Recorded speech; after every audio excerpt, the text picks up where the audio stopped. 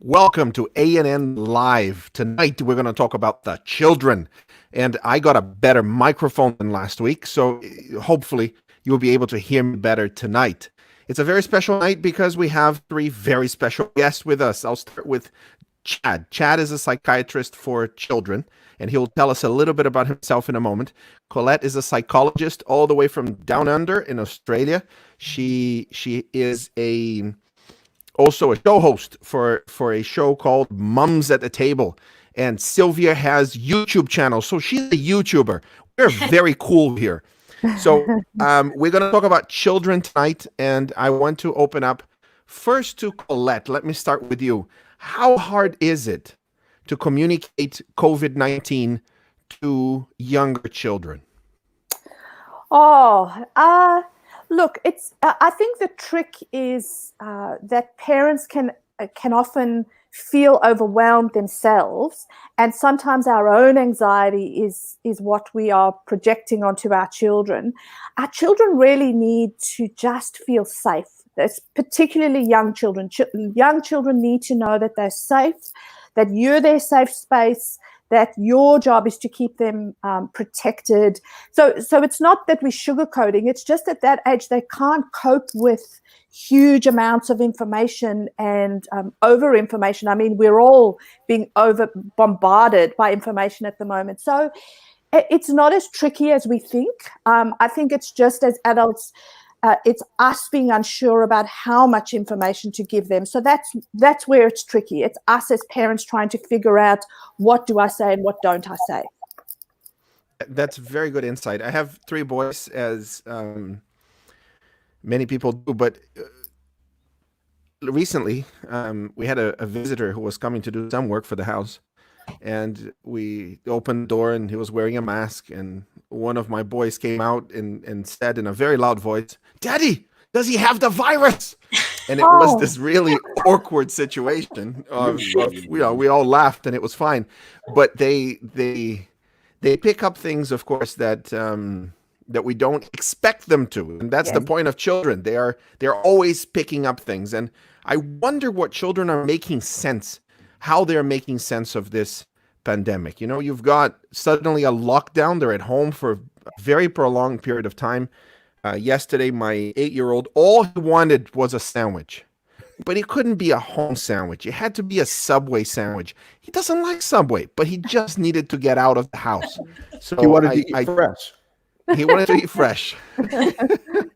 So perhaps you could tell us a little bit of what you would expect a child to make sense of this, just by picking up in the air if they're not explained anything. How do they make sense of such a difficult situation?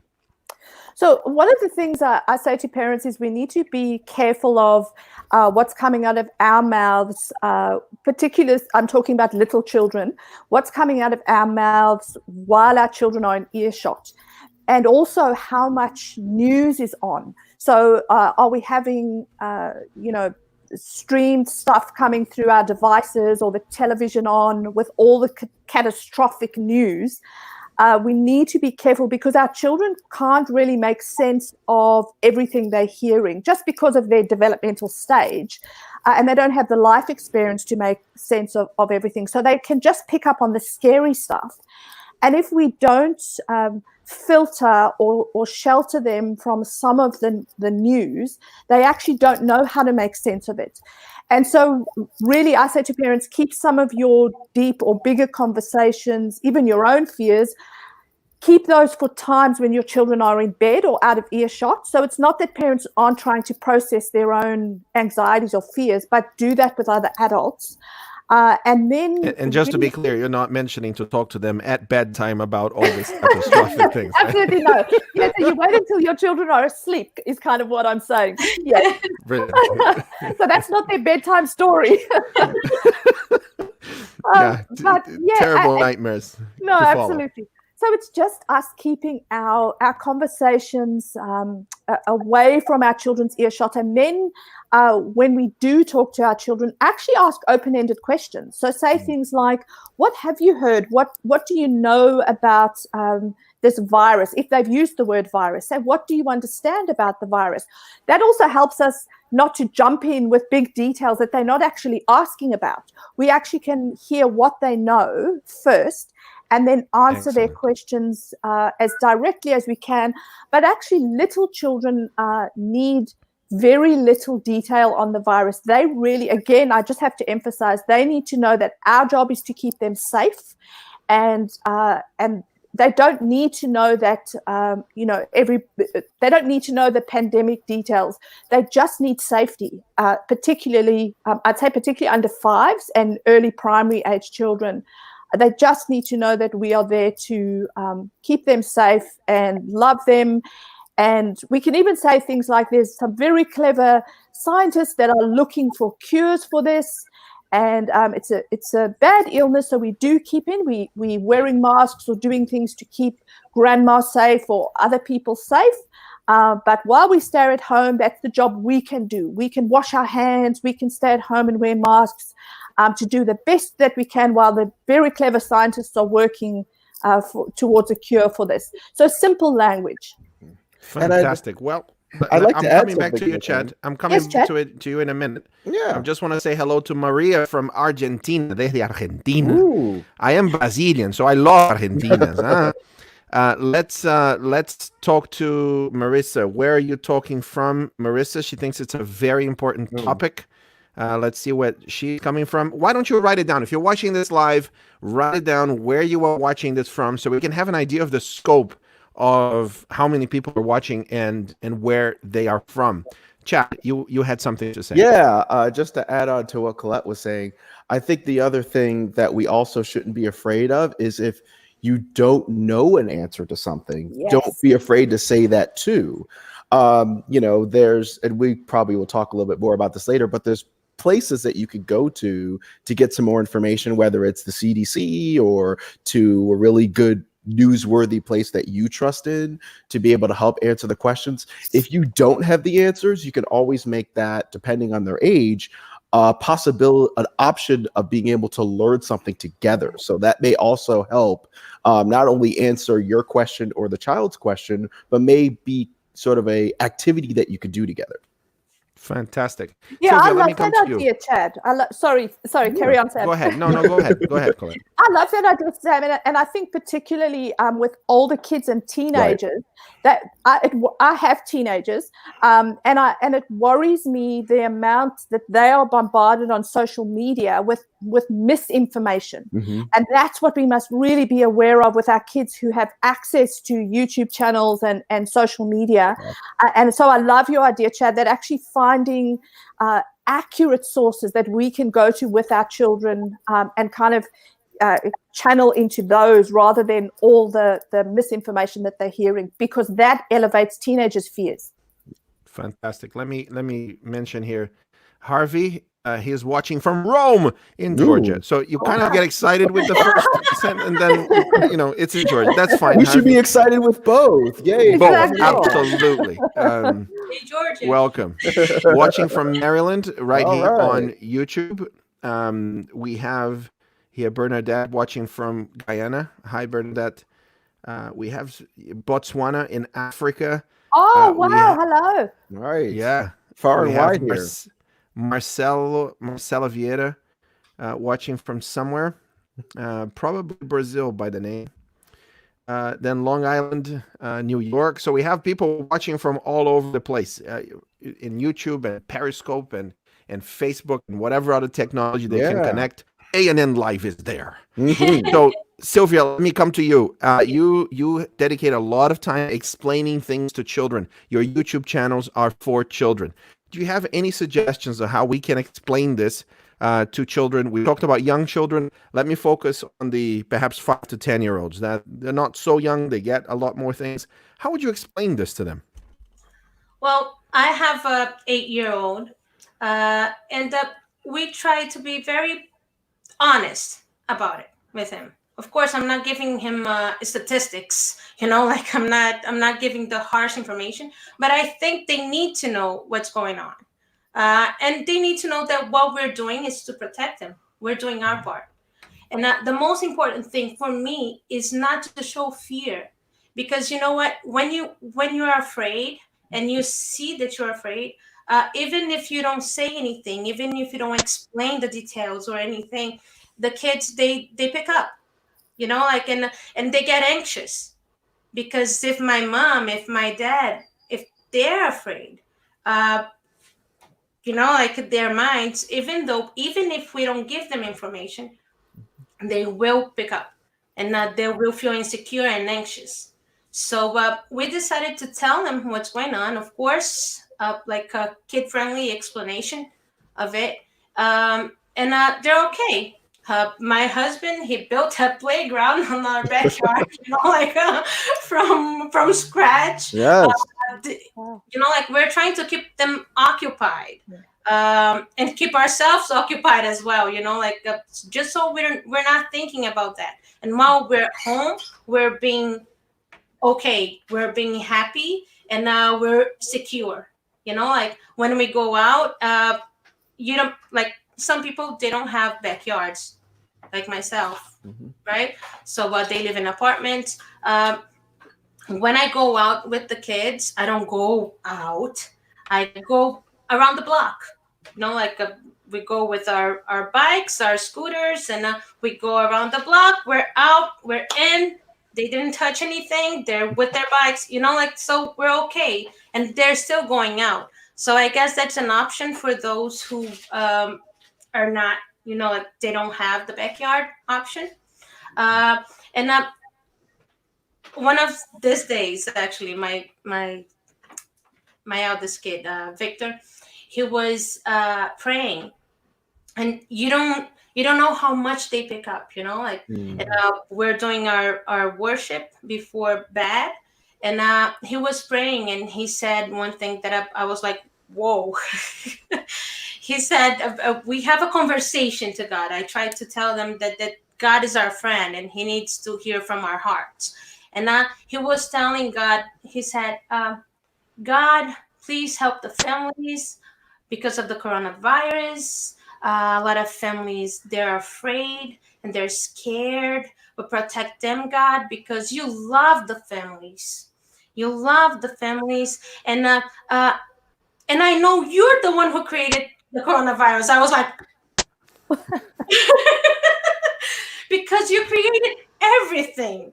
But you know what? We deserve it. And I was like, oh my goodness. And I was like, we deserve it because we sinned. We chose this. And he was like, but you don't want us to suffer because you sent us your son. And you know what? It's all up in his mind, because we gave him the information without knowing. And he has the, like, the explanation on his own little mind, his own little way of explaining this, even though it's not exactly like that, but he got it. And he's like, you sent your son, and one day we're gonna go to heaven, and there is not gonna we're not gonna have any sickness, no coronavirus, and we're gonna be happy. And I want to go to heaven so I can fly. Like, so then he went to another dimension of the prayer. But like, when we're honest with our kids, and they ask questions. And when they ask questions, we have the chance to answer them, and we got to answer in a way that they understand, and in a way that's comprehensible. Right. I think, Silvia, I loved that you said a bit earlier, you really framed the whole idea of modeling to our children, modeling how you cope in stressful situations. Now, that's not that we don't have anxiety as adults. We absolutely do. It's our brains. I often explain to adults and children, it's our brain's very natural way of responding to something that is threatening or dangerous. Anxiety actually keeps us safe. Accurate levels of anxiety. Gordon Newfield from the Newfield Institute in Canada talks about anxiety being like an alarm system. And some of our alarm systems are a little bit faulty. And so I explain it like we have an alarm system in our house, and when the toast burns, the alarm system goes off when there's toast burning. It's not your house burning down.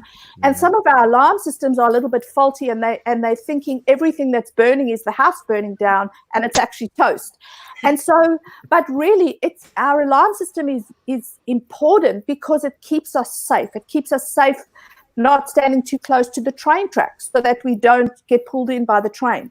And so it's just helping our children understand, if you feel a little bit afraid, that's all right. You've been given this incredible brain that keeps you safe. We've just got to find ways that we make the alarm system work accurately so that it's not registering burnt toast every 5 minutes. And you also spoke a lot about kids getting out and exercising. And we know, I'd love Chad to talk about this, how we know that there's a link between the improvement of depression and anxiety and mental health issues with exercise, almost to the level now of using an antidepressant. Now, I'm not saying please stop your antidepressants. You go and talk to Dr. Chad first before you decide to stop advice. Your medication. But Chad, I'd love you to talk about that. Sure. Yeah, there definitely is a lot of research out there that could connects exercise almost like an antidepressant. If I'm not mistaken, I believe Dr. John Rady, amongst a lot of his things that he talks about with autism and other things, he also talks about exercise and how it connects. It helps with increasing your endorphins. It increases a lot of chemicals in your body that almost react sort of like antidepressant would. So, it's helpful to be able to do some of those exercises and any other activity that you find are really enjoyable, whether you're on antidepressants or anxiety medicines or not. It can be a really beneficial thing.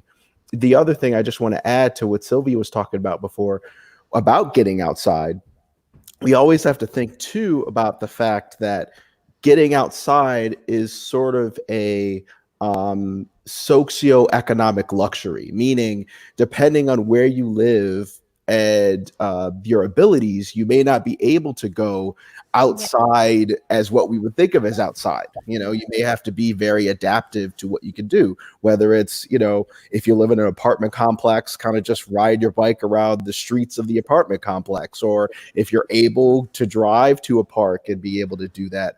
Or in some instances, you may have to be really imaginative and sort of like what I did when I was a kid and create a tent in your basement. You may have to just be really creative about your opportunities of feeling your new environments to be able to create those endorphins that can be very positive and enriching, just like an antidepressant would. Yeah. Chad, And let me follow up. Let me follow up with a question here from Marissa in Maryland. Well, actually, Silver Spring, so she is right next to us. I can almost hear her. Can you talk about helpful ways to help our young children socialize safely? And I want to, I want you to go into a little bit more, and then I'll come to Collett as well and Silvia. It's one thing for you to be an adult and be in lockdown. It's another for a child to be in the same environment, completely different routine, etc. Yeah. So how can children socialize? It's a very important part of what they do. Just lean into that a little bit. Sure. Obviously, the biggest thing now is that some of their abilities, whether they're a young child or an adolescent, of being able to meet in groups is just kind of shot in the way that it used to be. And so we have to develop new ways. Thank goodness the technology that we're on right now, allows video conferencing. So definitely setting up opportunities for people to connect in a way over the internet or using some sort of video conferencing is going to be very, very helpful. Whether it's a matter of connecting to all the people, all your friends, and say, hey, let's do a Zoom meet at X time. And then you all just meet together, you talk about stuff, you connect, and that could be a great way for people to connect and socialize as a group. I mean, we as adults, you might end up doing sort of a liquid lunch per se over a certain time period. It's the same sort of thing for the kids, that maybe they can meet over a snack. You all kind of come together and meet that way. Obviously, being able to connect physically is really difficult. There are obviously the abilities for, if you're able to I've seen a lot of videos of people kind of going to the house of the person, but not necessarily step inside the house. So like, if there's a grandparent that you just really need to see their face, maybe you can kind of go to the house, but kind of wave to them at their house, talk through the window, maybe talk over the phone while they're looking at you through the window. So that can be other ways to socialize. Being able to connect is really going to be important. That's why school is so vital, not just for the education, but for the social atmosphere. So we have to be really creative about how we're connecting to people, making sure that we're still trying to do it as much as we can, even times that you could create like a specific time of day that you do it. So if there's a certain family member or a certain friend that you feel like is really important to your well-being, it could be like, hey, at Wednesday every week at 7 o'clock, we're going to meet, we're going to talk. That can also be really helpful. And for some people, kids and adults, can be really something to look forward to every day. That's a series of very practical, brilliant suggestions and advice there.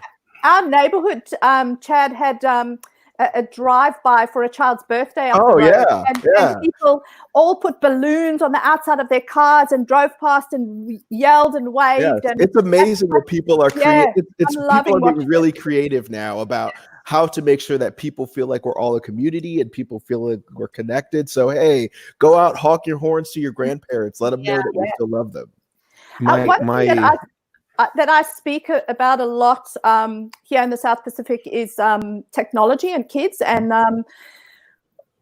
really what the weird thing is, a lot of us in this area in technology, we are often talking about screen time balance. We call it digital nutrition. Sure. So having a balance in terms of doing things that are that you balance your screen time with some green time. In other words, getting out or exercising, doing that kind of thing.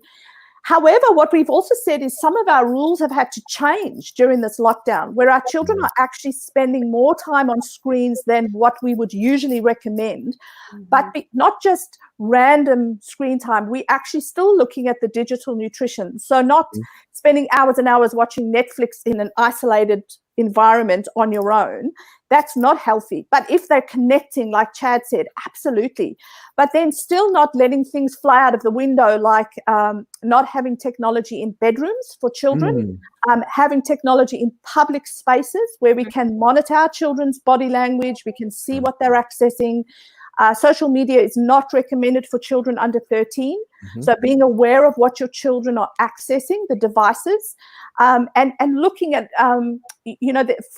Facebook has actually just recently brought out a Facebook Messenger for children that parents can access. So children can chat and parents have access for young children on everything their child is saying and accessing. So we have to be a little bit more on top of where our children are accessing media, what they're saying, who they're connecting with, but still allowing them to connect. Here's a practical tip from what Chad was saying. One of our boys had, actually they all do now, these hangouts with their friends from school. So they all kind of, get together and that's it. They just talk for an hour. And inevitably, at some point, they will get the iPad or the iPhone out, and they will start showing their pets. They will start showing every bedroom. And here's an advice from a bad experience. Make sure the house is tidy before you enter one of those hangouts, because they will show everything there is in your house. But it's a very helpful thing. Let me come to another question here. This one is a situation Diego is asking from New York, where you are, Silvia, I think, or nearby. How do you deal with divorce houses and the children are getting perhaps bad information and paranoid anxiety from the other parent? Now, if you would like to share this link wherever you are, please share this link so others can watch it either live or later. But go ahead and share it now. And if you have a question or a thought or a comment, just add it to the chat. We're picking it up from everywhere. So wherever you're watching this, just add a comment. We'll bring that up here or at least mention it. So go ahead. Anyone? Divorce, I guess how do you handle start. So I think the most important thing when working with divorced parents is there has to be some agreement between the parents about what they're going to share, where they're going to share stuff, how they're going to share stuff. So they're, especially in the midst of this, it's a big important thing to be communicating as a family. Obviously, not every family dynamic is perfect on how they're going to be able to come together, but hopefully there are going to be some things that they can at least have a baseline understanding mutually about what they're going to talk about and how they're going to talk about. as not just with this scenario, but with all scenarios of divorced parents, you also want to make sure that the child doesn't feel like they're going in between two parents. So that's another reason why it's really important to try to come together and communicate in the same way. And it's also important not to dismiss or see the other parent as negative, because that also could play a part not only in the parent's own anxieties and emotions, but that can also roll over in the child. So the biggest thing, practically speaking, is really just be able to try to communicate on the same page and really try to have some points that you both agree to. Yeah, and I agree, because I think I often say to parents, your children need to be your priority. So even though you as parents will have disagreements and there will be past pain that might have gone between the two of you, your children is still your common, the common place that you come together, and you both have your children's best interests at heart. And so it's really trying to put aside your disagreements, particularly in this time, to find some kind of agreement for how you can look after your children and their well-being best, despite your differences. So, yep, your children are your priority in this time. Yeah, I think you got to think that right now it's not a time for politics. Like, you're not trying to be the better person, like that the kid likes the most or anything like that. It's the kids' interest at heart. I'm wondering if the question from that time to fight over power, like, or who wins this, like it's time to think about the kids. Yeah. Right. I'm wondering, Sam, if that question is also from someone who's struggling because perhaps their ex-partner is not watching this, and they're struggling because of the information that's happening there, and there isn't anything they can do to change it. And so I think even in those situations, I agree with what Dr. Lennon said, that we must have our best children's interests at heart and so on. But some parents, they still have their own pain, and we can't actually control what's happening in the other home as much as we want to. So when our children do come to our home, you can still alleviate your child's anxieties. You can still give them factual information. You can still make your place a place of peace and a place of safety and a place of rest, not in competition with your ex-partner, but just because of where your child is at, you keep your home as a peaceful place, so that your child can know when they come to you, there will be rest. And I think that's a really important thing, because if you in connection to some of the other things you guys were talking about around modeling, again, it's not about competing with the other parent, but if you can help the child make some connections to things and show them kind of the ways to be able to handle this, if they can handle it themselves, they maybe in turn help the other parent who may have a lot of difficulty around this. Yeah. Let me say a few hellos. We have Izzy, who is watching from Saudi Arabia. She is watching it on 2 a.m. Facebook, and it's 2 a.m. And we talked about in a previous show the importance of sleep. Izzy, but you're very welcome here. Then we go to Queens, New York. A lot of people from New York. Silvia must be bringing those.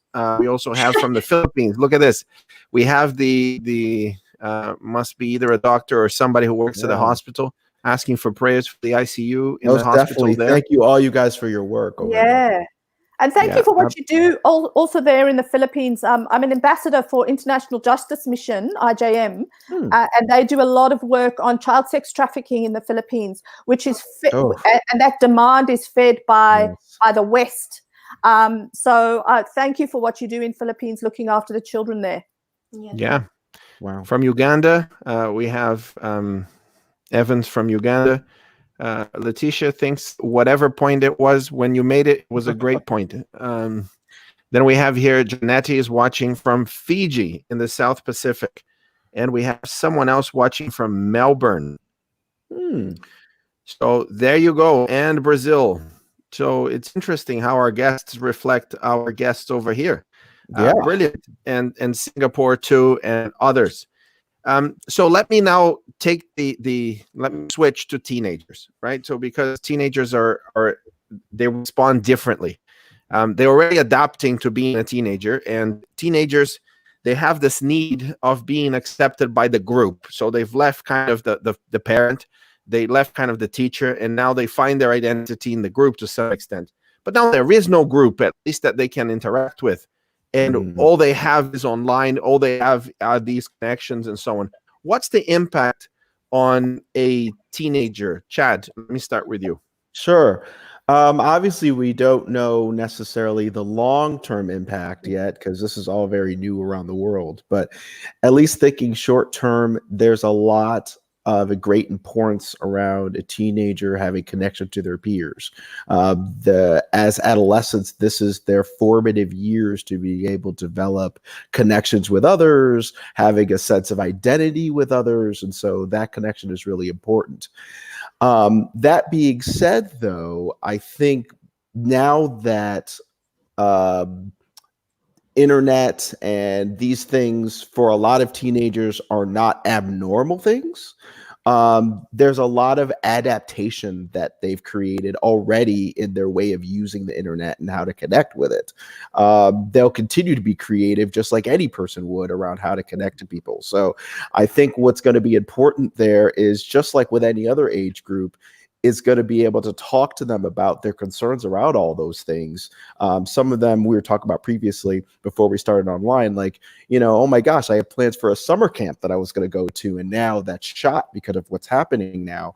I think it's important to be able to discuss those concerns as they come up, and in the same way that Collett and Silvia were talking about before, how to talk about their feelings, the same rules apply with adolescents, to be able to talk about how they're feeling about all these things. And you may find that you're going to have a way interesting conversation that you've probably ever had with your adolescent now, because you're so much in close quarters, and for better or for worse, you have to communicate with each other. And so knowing that there are going to be these things that your adolescent is going to be worried about may give a great opportunity to really just talk through them with your child. So I definitely advise just really working through communicating, and like any other child, helping to answer those questions and alleviate their worries.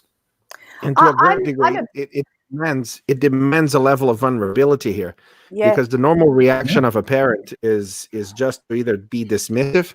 Well, that's fine. That's a simple problem. Try and pay the bills is the underlying message here, even though it's not said. Is those problems you're dealing with are small.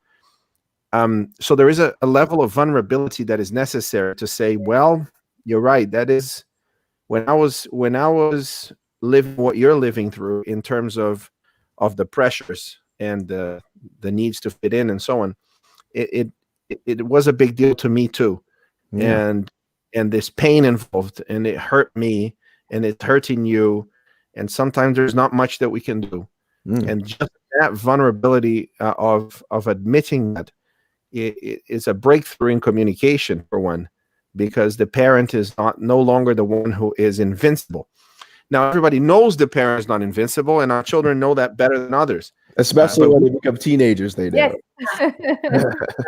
We don't admit that to ourselves. And so this constant proximity is part of this. But what about the behavior of rejecting any family routine that has been established? Because when you experience, frustration and pain in general, when you are grieving because you had a graduation and now you no longer have, when there was that choir trip that you wanted to go and now you cannot, when you had the football game and the matches that you can no longer have, there's a lot of grieving for that which is lost. And some teenagers, react more than others. And then that pain that is being felt and perhaps not worked through always turns into blame, which in close family quarters, that pain turns into a blame game of you did this, you didn't do that.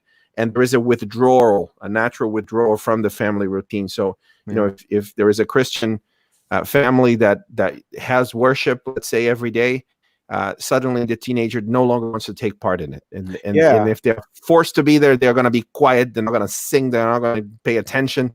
They're going to be on their phones. And if you take the phone away, they will resent you for it, and so on. So I'm talking about the spiral of being more and more excluded from the family because you're not dealing with that pain. perhaps Collett, you were going to say something, but Chad, I can see that you want to address this, so No, please go that's ahead. okay. Would you like me to start, Collett, or would you like to? Yes, start, Chad. That's fine. So I think the first thing is, obviously, you as parents who are watching know your child better than anyone else. Yes. So it's important to notice when it's just something like, okay, something's a little off here, and so you may have to give more attention than what you're used to. And so what you were saying, Sam, about opening up to a little bit more vulnerability, you may have to start doing that as your child's starting to kind of back away from some routines that you're used to. And it's always important, more now than ever, again, to be able to communicate and checking in. But if you're noticing that these episodes of isolation are getting worse, or things are being added to it, like the sleeping schedule's off, they're starting to not connect to anybody, even friends, there are changes in energy, changes in appetite, things that you have to start thinking about. Things are getting really, really bad and look like really bad depression or look like clinical anxiety. Those are things you definitely don't want to feel like you have to handle all by yourself. Definitely start reaching out to either your, pediatrician, or if the child already is seeking has a counselor or has a psychiatrist, definitely work on seeking those things out if it feels like this is way more than what you would expect. But at least in the beginning, it's just important to be a good observer and a good communicator, and continue to have a little bit of that vulnerability, knowing they're dealing with some stuff that you may know, but some stuff you may not really understand. Yeah. And I think I'm such an advocate for teens. I love working with teenagers. Mm-hmm. And there's a lot of myths around teenagers that have been perpetuated for years. The angry, sullen teen, which thanks. I can see Chad rolling his eyes. Yes. The whole thing that teens don't want their parents, don't need their parents, is actually nonsense. That they will go through stages, absolutely. My own teens have. I've got a 17 and a 19-year-old and a 12-year-old. They've all gone through stages where they've pushed away or pushed back. That's normal development. They need to be pushing away from us to gain independence. But there's a study done in Australia by Mission Australia of 28,000 young people between the ages of 12 and 17, and they wanted to know which person or what was their most precious item in their whole world. And the young people said their most precious item to them is their parents, above their friends. And that consistently comes up in the data, how important parents are to teenagers. Now, obviously, they say their friends are really important. Their friends really ramp up. But many young people don't suddenly actually reject their parents. That's the stereotype. Friends are important, but you are still so important to them in their world. And they're not going to gush and tell you, oh, Mum, you're so important to me. That's not what a teenager will do. But really knowing you wish. no, absolutely they won't. No, I mean, I have teenagers. But knowing that as parents, knowing that we still rate really highly to our young people helps us still to push in and remain connected, even though their body language might say, look, I need space. There are times when, Sam, you were talking about, they might pull away. So it's times when we actually think, all right, maybe my child does need some space at the moment. Give them some space. Don't force them to partake today in this family activity, the family worship. It's okay for them, and verbalize that. Say, look, I can see something's going on for you, or you're feeling frustrated. You don't want to be part of today's activity. I want you to still be part of it, and we will encourage you every day to be part of it. But today, if you want to just go and talk to your friends on Snapchat, or you want to just go and watch Netflix because you want to zone out for a little bit, that's okay, but I'm still here for you. So just reading our children's body language is still communication. They are always communicating with us. And then, absolutely what Chad said is looking for those warning signs that it's got more or worse than an off day. Everyone will have off days, but if it's more than a bad day and it's becoming a bad 2 weeks or longer, that's when we think, all right, there's mental health flags here that we need to worry about. Yeah, I think I don't have teenagers yet, but I've worked with teenagers. They're awesome. They're like, it's amazing seeing them, like with their ideas, their thoughts, and everything. We The hardest thing ever is being a parent. Yes. Like, I couldn't understand before, but I know now. It's so hard. Everything you do, like, you don't know what you're doing, but you're doing with the best interest. And with teenagers, you gotta be understanding and attentive at the same time. Like, you cannot let them just be. You gotta guide them, but not with an iron hand. Like, you gotta be understanding and talk their language. That's what I think. And maybe like because when they're teens, they're starting to, like, think for themselves and have their own opinions. So when you give them the chance and the opportunity to verbalize those opinions, is when you get their trust, like, because their opinion matters. And you gotta be understanding, and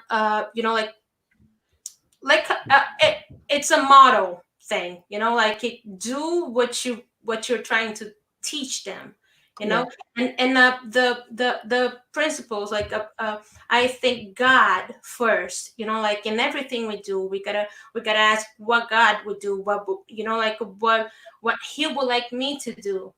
I know sometimes we don't think, we just react, but with teenagers, we gotta act, not react, because it's really easy to react.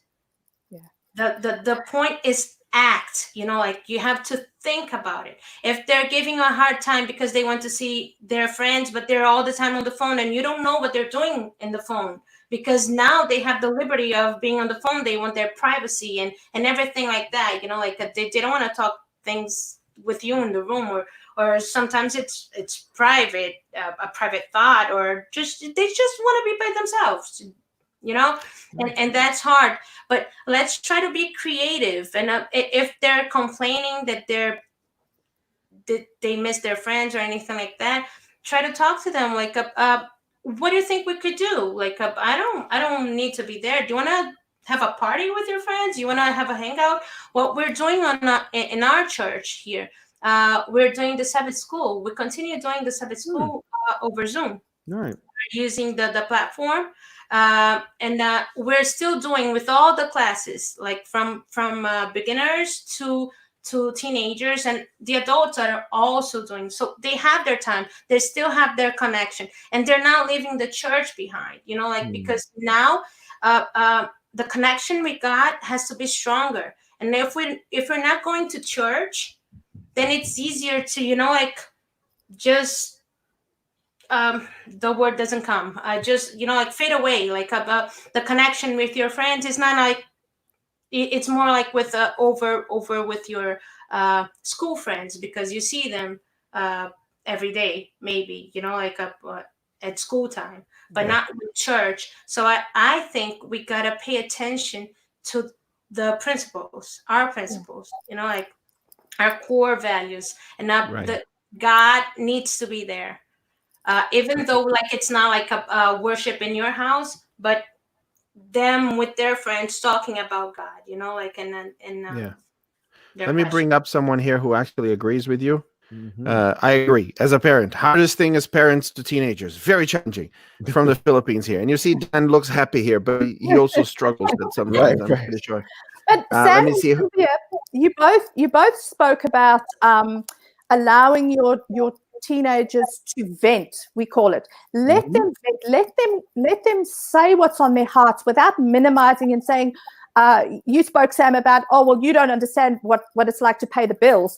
But for them, if they're grieving that they've lost certain connections, or the camp's been cancelled, that is important to them. So don't say, oh, that's silly, that's not important. Let them say it, let them talk. Yesterday, I actually filmed for Mums at the Table here something on how to help our final year students in school get through this year.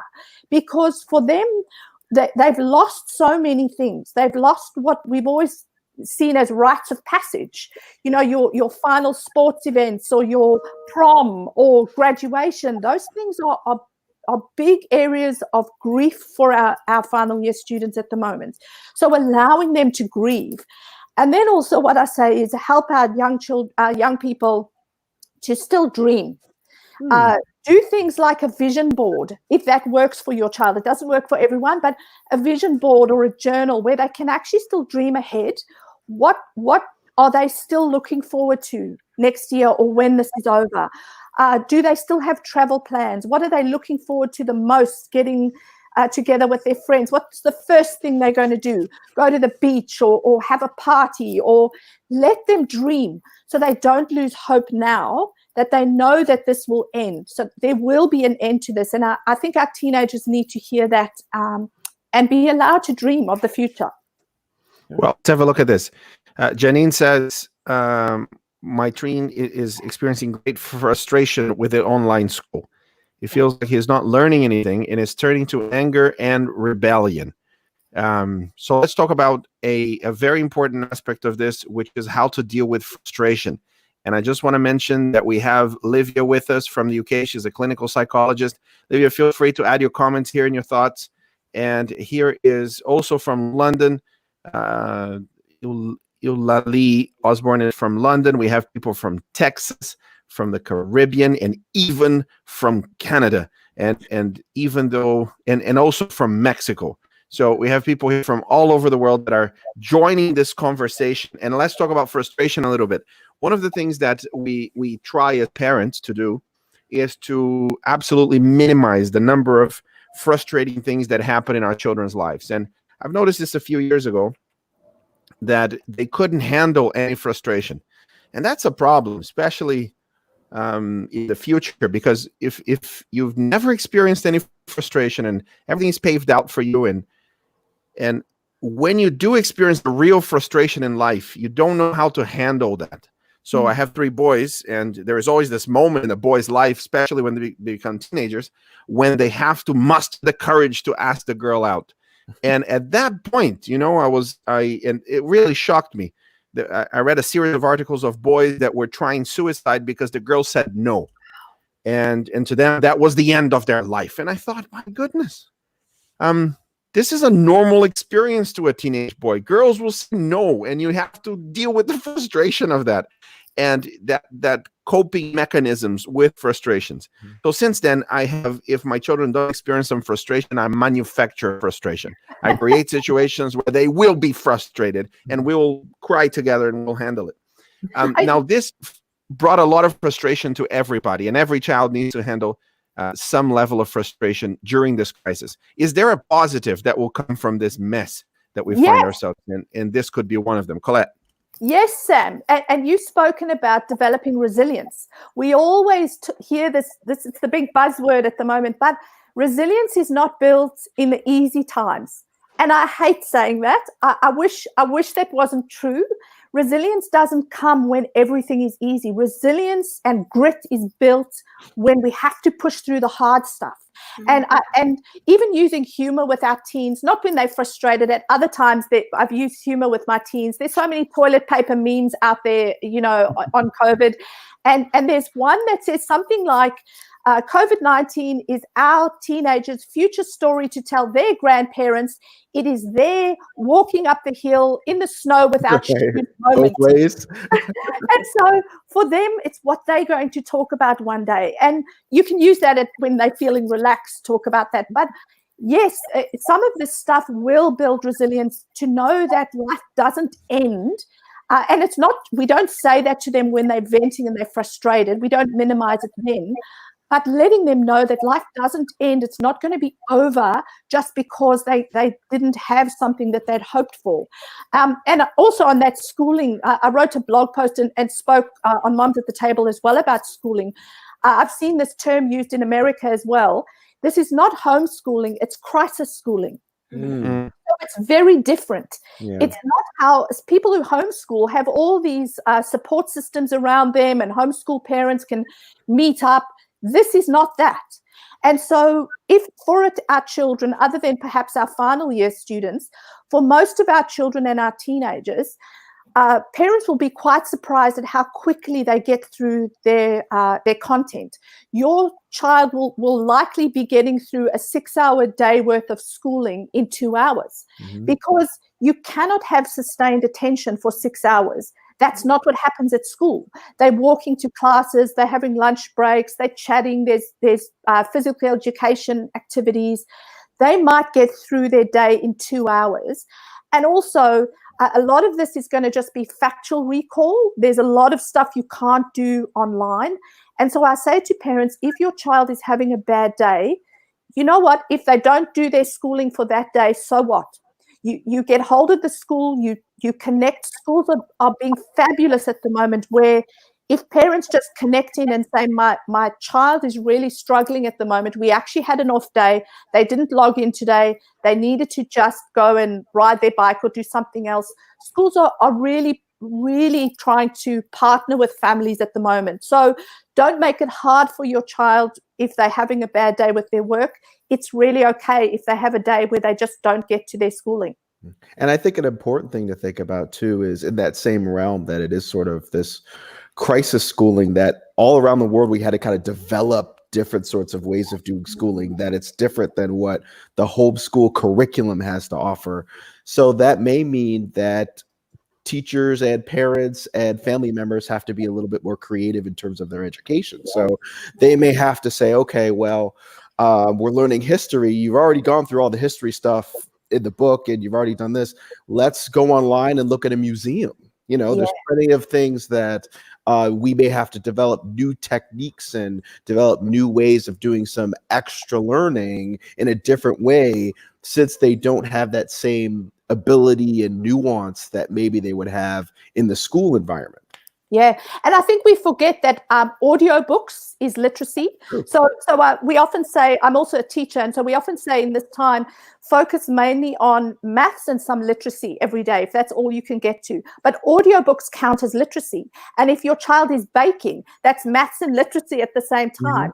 We actually forget that things like learning to change a light bulb or doing something practical in the home is still education.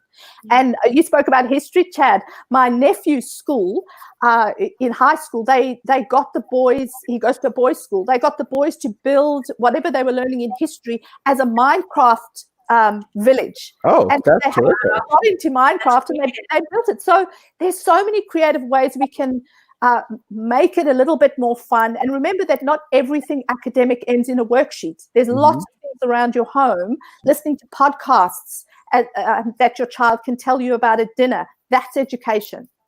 Collett, I can see the parents smiling and feeling a weight off their shoulders as you speak.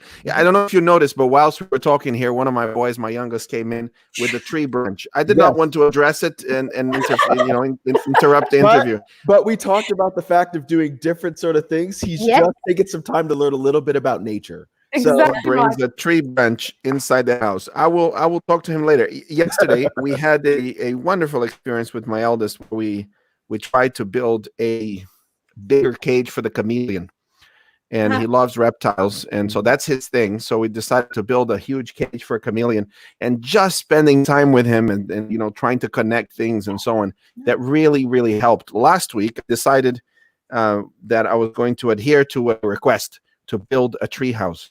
And in building that tree house, my son came with the designs, and it was a 2-story tree house with 4 bedrooms. And I'm looking at this, and my wife just looks at me and she's like, "You struggle with the screwdriver. I don't know if this is really wise." And I said, "No, we're going to do this." And we went to a shop, and I bought wood and some screws. And I got as far as the ladder, which basically is 5 pieces of wood nailed to the tree. And I said, we're going to have to revisit the rest of the architecture later. And so far, that's what we've got of the tree. It's the 5 steps going forward. But they absolutely love experience. You learned. Say it again, Chad. In that experience, though, you guys probably learned a lot. How to I certainly did. How to deal with resilience, how to be able to go to the store and buy these materials. That's a little bit of math.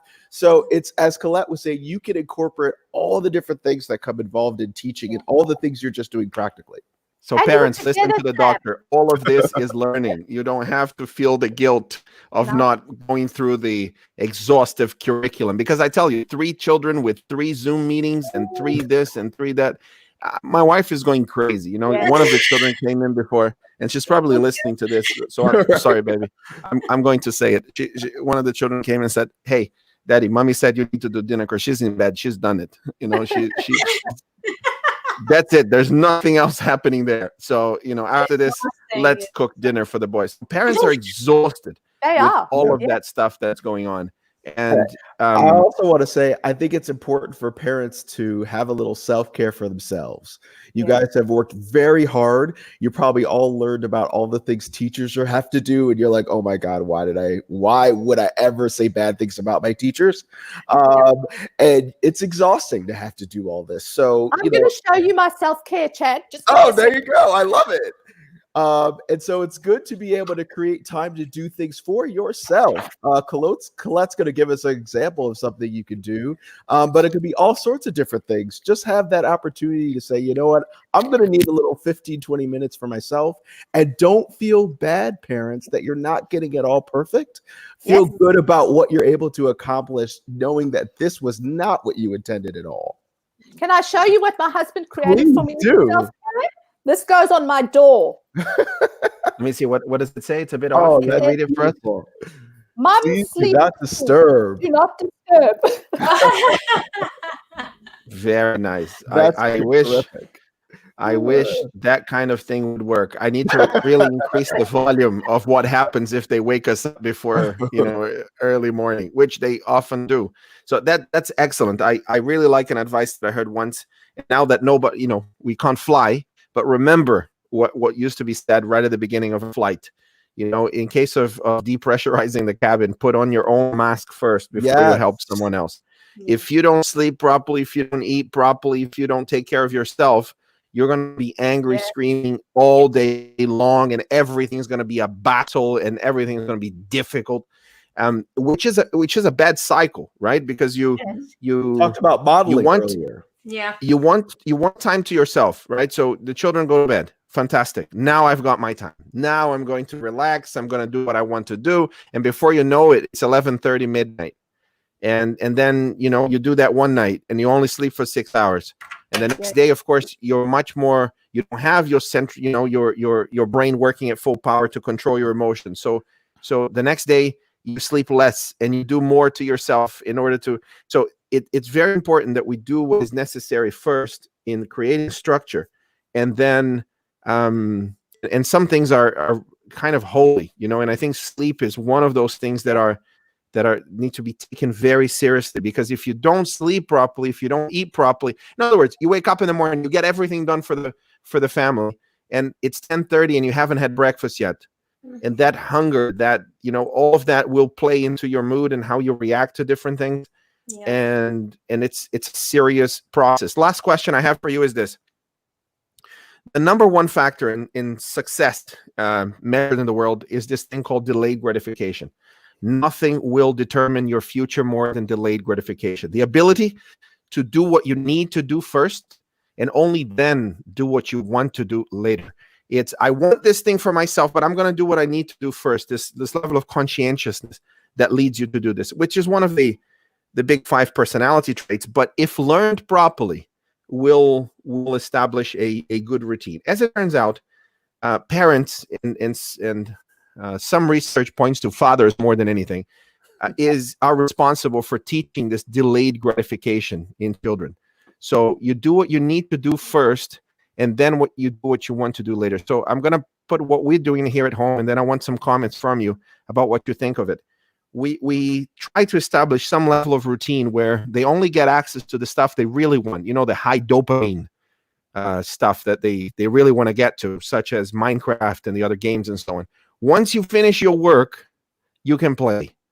And that itself is the lesson, that if you get done what you need to get done, then you do what you want to do afterwards. How do you think this will play out in the future if they're able to get through that? And they have been able to some degree of success. So I like that idea. Sam, we also do something similar here. You have to have made your bed. You have to, everybody's got chores that they are involved in throughout the week. And if it's not done by a certain time, then you don't get access to Wi-Fi. Even with my teenagers, because I've said to parents everywhere, the parents, you are not a hotel. Your children aren't living in this hotel at the moment where you are the servant and doing everything. Everybody needs to be helping out. You clean, you feed them, you do, you do the laundry, and they just enjoy it. Yeah. So my children all have a day when they're cooking. They're on cooking. They each have different. We actually have a whiteboard up where the roster rotates per week. So someone's on bathrooms this week, someone's on kitchen this week, and so on. And so everybody mucks in. And I think that is an important life skill, because that is life. Being part of community, part of family, part of society is, and delayed gratification is part of that. Sometimes I need to do what I have to do before I get to what I want to do. And that is a life skill that will serve them later in relationships and in work. I think there's a certain Fantastic. way Chad, we should and then think Silvia. about it. Sure. I think there's a certain way we should be thinking about that, though. Obviously, first off, it's based on their age, right? So you don't want them, cleaning the toilets for 30 minutes and they're 5. It's just not going to happen. But the other thing we have to think about too, that there's many people, especially those who may have autism spectrum or ADHD, when kind of putting out, okay, you have to do this thing that, one person may take 5 minutes, but that person has a difficulty staying on focus and staying on task. So it may be that you have to kind of model or modify how to necessarily do that so they don't feel like they're trapped. So a great example that we talk about a lot with ADHD kids is to be able to practice like doing a task for a short period of time, then giving yourself a break and then going back to that task for another short period of time. So homework is a great example, right? You go into your math and it's like really hard to do. So, you're going to crank it out for 10 minutes and then give yourself a 5-minute break and then come in for 10 minutes. So that may be an important thing to be able to model with them too, so that they feel like they can be able to do the task without it being so daunting. Thank you. I love That's very helpful. They decrease the time frame. Yeah, I'm just going to jump in there, Chad, and let you know that there is ADHD in my family. So I'm not going to be specific about it, but yep. And so you do, absolutely, you're right. You've got to modify sometimes for kids on the spectrum or kids with ADHD, and also depending on age. So absolutely, I have teenagers, but you're not going to have a 5-year-old cooking dinner. Right. But yeah, there's the Pomodoro technique that speaks into that, where you actually set an alarm for 25 minutes for older teenagers and adults, and you only work for that period of time. And when the alarm rings, you stop and you have a break. So yeah. Yeah, my PhD advisor has introduced me to that because I was struggling with the perfect writing I wanted to get to, and he said, no. You need to use the Pomodoro technique, Yes. which is basically you write for 25 minutes nonstop, not worrying about absolutely anything else. And when you're done, you review it and so on. So I've been introduced to that recently. It's a very cool thing. Good. Silvia, last thoughts. Yeah, I think with the kids, sometimes we're lazy as parents, and we don't want to teach them. We don't want to go through the struggles. We don't want to, and that's the thing that, I think we don't have the energy sometimes to instruct the kids and deal with their behavior or anything like that. It's very important that we're not lazy. We can't be lazy with the kids. They're not gonna say, "Oh yes, I'm gonna clean the room." Oh, of course. No, it's not an easy task, but it's an important task for them to learn. Because even though they don't like it, they feel like they belong. They're part of the household. That they're part of. They're needed. It's not just like he doesn't know how to do anything. With my kid, he was 3 years old, and I was like, do your bed. It's from little. Like he was very little. He didn't know how to make his bed, but I taught him. And when he made the bed, I didn't touch it. It was like that. Oh, did you do your best? Look here. Do like this and do like that. Oh, does it look good?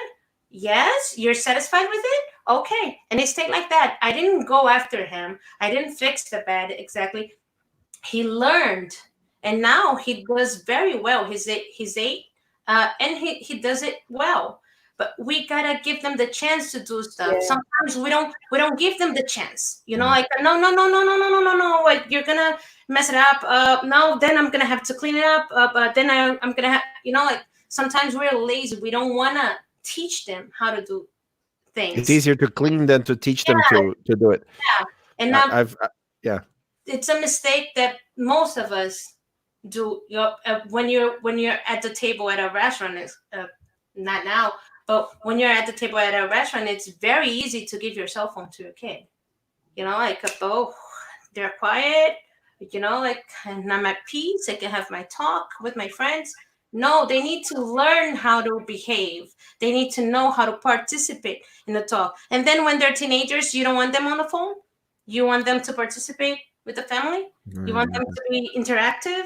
No, they can learn how to do it. It's not easy, but they'll learn because you're giving your effort. Like you're making an effort for them to learn how to socialize physically with people.